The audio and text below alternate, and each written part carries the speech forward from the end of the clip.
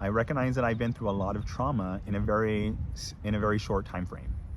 To lose one's job, to lose one's apartment, to lose one's marriage, to move back home with their mom, right? It's a lot to kind of navigate.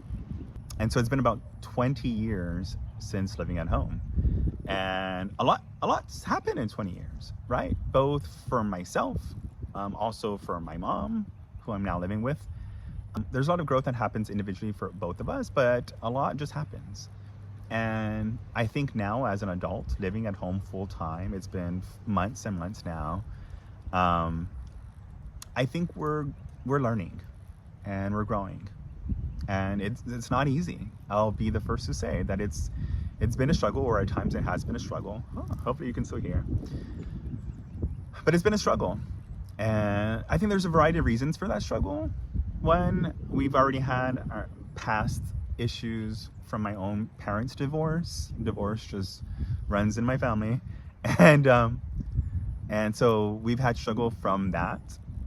I think now I'm also in a space where I'm navigating my own divorce, and I'm navigating unemployment, and I think that's put me in the space of struggle and of pain and hurt. And so I know my mom is really deeply trying, and I appreciate her so much for all the effort, and I'm grateful for her and all her efforts.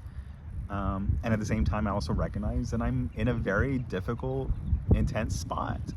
I deeply recognize that I need to give myself space and time and peace and quiet and security.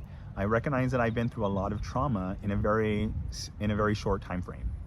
To lose one's job, to lose one's apartment, to lose one's marriage, to move back home with their mom, right? It's a lot to kind of navigate, and so I think we're kind of navigating that. So that said, there is no new apartment yet.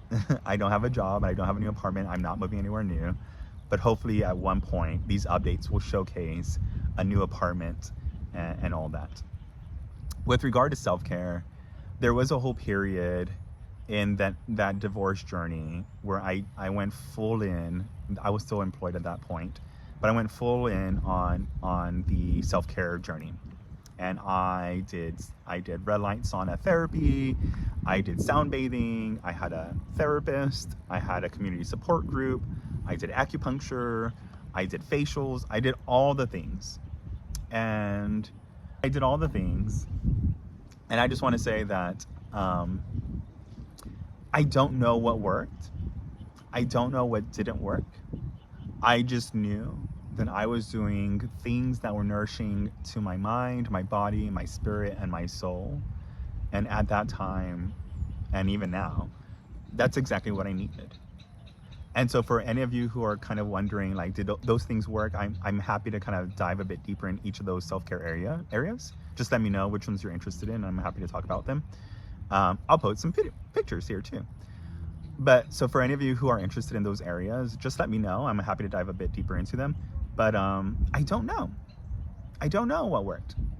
I think some things did work and some things didn't work. I think some things felt amazing and some things didn't. Oh, I did float tank as well. I did all these things. And I think if you're in this space of the messy middle, whatever your messy middle, what I would tell you is do it. Do the self-care.